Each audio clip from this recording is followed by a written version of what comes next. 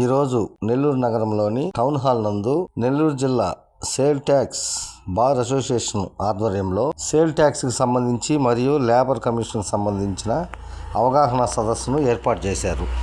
ఈ కార్యక్రమానికి చీఫ్ గెస్ట్లుగా Andhra chamber of commerce chairman Y Rangaiah Naidu, vice chairman AVS Krishnamohan, special guest doctor HC Pola Sunil Kumar, AP tax bar association deputy commissioner CH Vijay Kumar Reddy, labour commissioner మొదలైన వారు పాల్గొన్నారు.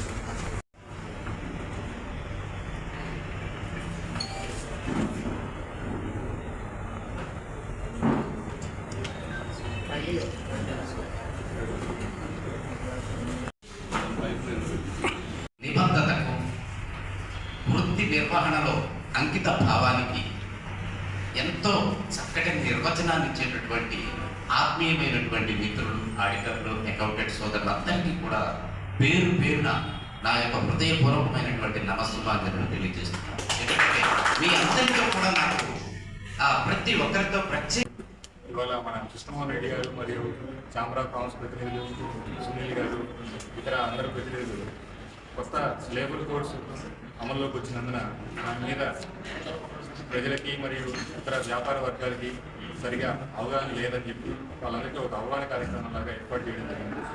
So ఇప్పుడున్న present కార్మిక చట్టాల్లో ఏమున్నాయి ప్రొవిజన్స్, కొత్త కోడ్లో ఏం ప్రొవిజన్స్ వస్తున్నాయి, దానివల్ల ఏమేమి మార్పులు జరగబోతున్నాయి, దానికి అనుగుణంగా వ్యాపార వర్గాల్లో ఏమేమి చేంజెస్ చేసుకోవాలి, వర్కర్లకు ఎటువంటి బెనిఫిట్స్ ఉన్నాయి ఈ లేబర్ కోడ్స్ వల్ల అనేవన్నీ కూడా ఒక అవగాహన కల్పించడం కోసం ఇవాళ ఈ కార్యక్రమం ఏర్పాటు చేయడం జరిగింది. అదేవిధంగా కమర్షియల్ ట్యాక్స్ నుంచి కూడా సార్ వాళ్ళు వచ్చినారు.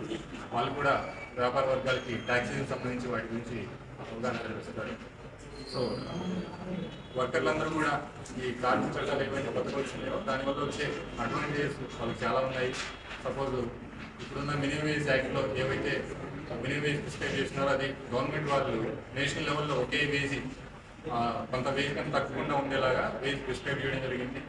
అదేవిధంగా బోనస్ లిమిటేషన్ ఇప్పుడు 21,000 మాత్రమే ఉంది, దాన్ని కూడా పెంచడం ఉంది. తర్వాత ఫిక్స్డ్ టర్మ్ ఎంప్లాయ్మెంట్ అనే దాన్ని కూడా ఒక కాన్సెప్ట్ తీసుకురావడం జరిగింది. ఇవన్నీ సోషల్ సెక్యూరిటీ, అన్అర్గనైజ్ వర్కర్స్, ఇప్పుడైతే గిగ్ ప్లాట్ఫామ్ వర్కర్స్ ఎవరైతే ఉన్నారో వాళ్ళకి ఇప్పుడు ఎటువంటి స్కీములు లేవు, వాళ్ళకు కూడా స్కీములు తీసుకొచ్చేలాగా గవర్నమెంట్ సోషల్ సెక్యూరిటీ బోర్డులో ప్రొవిజన్స్ పెట్టడం జరిగింది.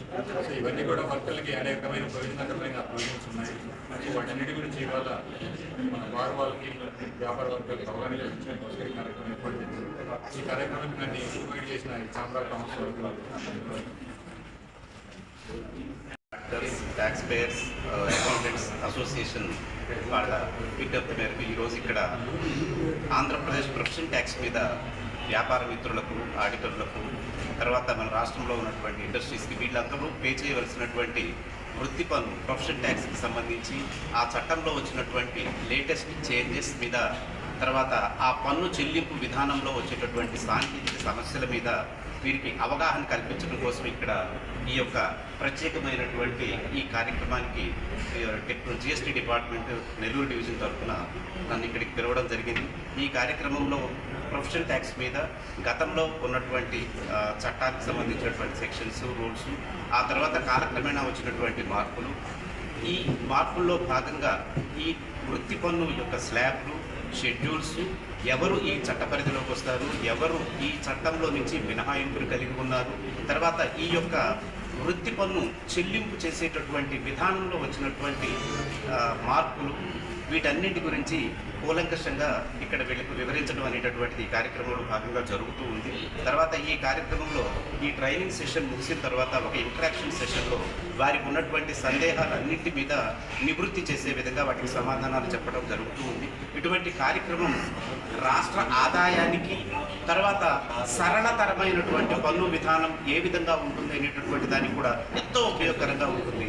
తర్వాత ఇందులో వచ్చినటువంటి సాంకేతిక మొత్తం ఆన్లైన్ విధానం ద్వారా కూడానే ఈ యొక్క చట్టం కూడా రూపొందించబడింది. తర్వాత ఫేస్లెస్ సిస్టమ్ ఉంది. ఎవరో ఆఫీస్కి రావాల్సినటువంటి అవసరం కూడా లేదు. ఆన్లైన్లో డైరెక్ట్గానే ఈ యొక్క పేమెంట్స్ చేసే 2 నిమిషాల్లోనే ఈ యొక్క పేమెంట్ చేసే విధంగా ఇక్కడ ఈ చట్టాన్ని రూపొందించడం జరిగింది. ఈ మార్పులు ఆ వ్యాపార వర్గాలకు అందుకు సహాయకులుగా ఉండేటటువంటి మన ఆడిటర్ మిత్రులు వీళ్ళందరికీ కూడా ఇది ఎంతో ఉపయోగకరంగా ఉంటుంది. రాష్ట్ర ఆదాయాన్ని కూడా ఈ మార్పులు ఎంతో ఉపయోగకరంగా ఈ కార్యక్రమం యొక్క ఉద్దేశం. ఈ కార్యక్రమానికి నన్ను ఇక్కడ అతిథిగా పిలిచినందుకు మన యొక్క ఛాంబర్ ఆఫ్ కామర్స్ మిత్రులు అందరికీ కూడా ప్రత్యేకంగా నా యొక్క ధన్యవాదాలు తెలియజేస్తున్నాను.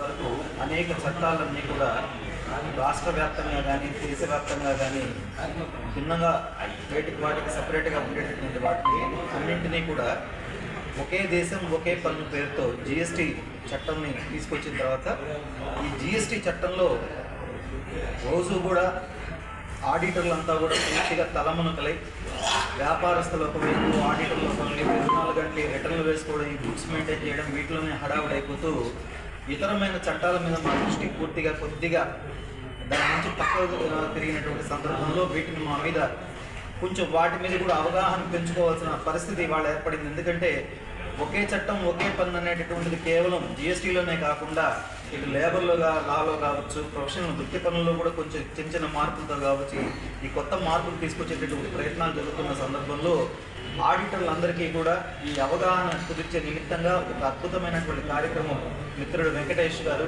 అన్న కృష్ణమోహన్ అన్న గారు అందరి సారథ్యంలో ఇవాళ ఇక్కడ నిర్వహించడం జరుగుతుంది.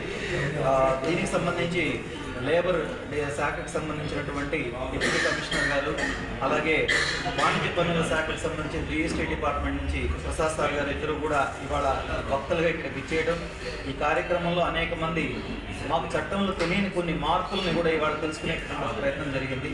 ఇందులో ప్రత్యేకంగా ఈ సందేశాన్ని ఎక్కువ మందికి విస్తృతపరిచేటటువంటి పాత్రికేయులకు హృదయపూర్వకంగా ధన్యవాదాలు తెలియజేసుకుంటూ, అలాగే విచ్చేసిన అందరికీ కూడా ఆత్మీయులందరికీ కూడా ధన్యవాదాలు తెలియజేసుకుంటూ హరికేసి.